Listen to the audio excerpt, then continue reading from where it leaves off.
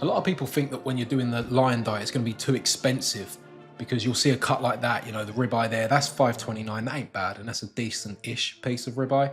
I found my other Aldi used to do a lot better. But anyway, I did buy these bits though.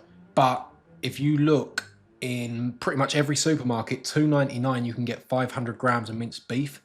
For the very early stages of this, I mean, months on end, I was eating 2 packets of minced beef a day and that was it. I wasn't eating anything else. So here I'm just going to show you how one of the ways I was preparing it, turning it into burgers. And I'm just going to show you this cutting action right here. This is something that takes time to master. You'll see the little subtleties, the skill here. Watch this bit at the end. You see that tapping?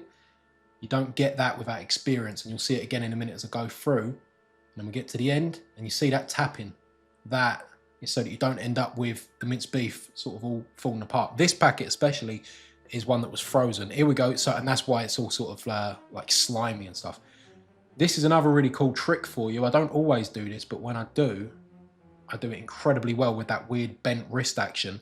And what this is if you get this greaseproof paper, you can then put that between the burgers and freeze them. So if you don't want to cook the whole packet, because it's very rare that you want to eat 500 grams. I've done it a few times, but you don't always want to.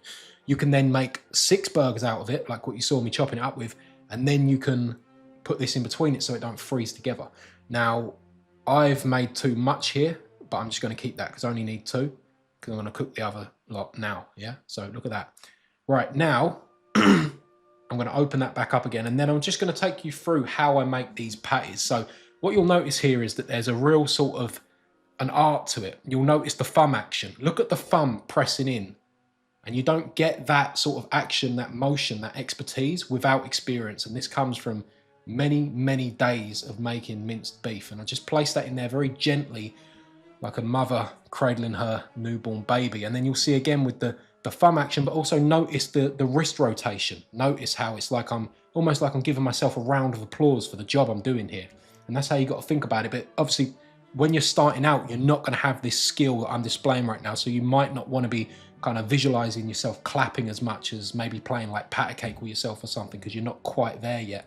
And you'll notice I picked up some of the bits there that had fallen, that had come off. And that's happened, unfortunately, because, as I say, this was frozen. So they don't really stick together so well because the fat kind of separates. And you'll notice if you look at my hands, they're starting to get, I mean, you can't really see it here, but starting to get very dirty. And that's why I like to do things in the order I did. You see how I was cutting that paper earlier? And then look at how I laid that down. And now here's an important thing. You see how I move them about like that? I want them to try and hold that paper down, because when the air fryer is cooking, and it's pushing that air up, that liner can hit the top and it can burn. And then it absolutely stinks the house out. So you have to be careful. But just while I'm saying this, if you've just been paying attention, you'll notice that thumb action and coupled with the rotation action. And you can just see, hopefully you're getting some sort of ideas here. If you can try and imagine yourself doing this and sort of how good you'd feel to have these types of skills. And you see, I just moved these out the way now. And then I'm just going to get that liner, that little bit of parchment paper, so that we can put these straight in the freezer. But I'm making sure I don't miss any of these little pieces first.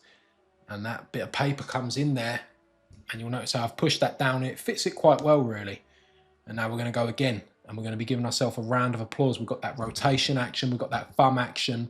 We're doing a great job here. This is what I want you to aspire to become. I know you're not going to do this first time. You're going to be dropping the mince. You're going to be rotating your hands the wrong way. It's going to be folding over. It's going to be ripping in two. It's going to be a mess, but you will get there eventually. And if you notice, there's a piece stuck to my palm right now, and I'm just trying to get that off. And then I've torn it, unfortunately, but I'll show you how I recover that. It's this little pinch action. So we've got the thumb action, the rotation action, and the pinch action. And then we put it down. We put that parchment paper on top, or baking paper, whatever it's called. And then we're just going to do one final one here. This is more like the victory lap. So we want to give this a little bit more energy, a little bit more grace. And we've got that thumb action, we've got that rotation action. And it's almost done. One thing you'll notice is that I'm doing these very flat. And that's because if you do them flat, then they're going to cook a lot quicker, which is what we want. And then that gets laid down like that. And I get that extra little bit of fat off of there. And then I just put that lid over, go and wash my hands. The only time I've needed to wash my hands so far. And then I go over to the freezer, and you'll notice, look at how I opened that. There was energy when I opened it, but then look how gracefully I close it again. That's a big one. You want to make sure you're doing that. And then when you open your air fryer, make sure it's very, very dirty inside, because you're a lion, and a lion wouldn't care about keeping things clean. And what I found is on the top shelf, 9 minutes at 220, and let that go till the end. And then we're gonna get it out and turn it over, which you'll see in a minute. That's actually something that come with the air fryer to cook on, but I use it as like a thing to stop burning the work surface. So that's probably done anyway, if I'm honest with you, but I like it when it's a little bit burnt on both sides. I don't like it when that underside goes pow, so I just flip it over like that, and then I put it back in for 3 minutes. And you'll see me do that in a minute.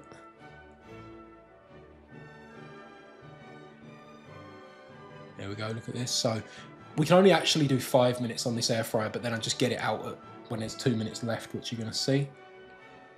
And you'll notice the accuracy, look, bang on 2 minutes left, and I was on it. And I have a little look just to make sure, and that's good, so I get it out. And I put it over there. And then what I want you to pay attention to is look at how delicately I get them out of here, and I just place them down. And there's a little bit of speed there, but you can see how gentle I'm treating them as I move them around the plate and spread them out evenly, ready for a good salting. Now, I don't go over the top with salt anymore. I used to go well over the top. I used to put loads, and I think that used to contribute to me getting cramp all the time. So now I do a lot less. By most people's standards, that's probably quite a lot. But here's the most important bit. I want you to watch the jaw action. You'll notice it's not so much of a bite. It's more of like it's more like I'm caressing the meat gently. This is what I want you to try.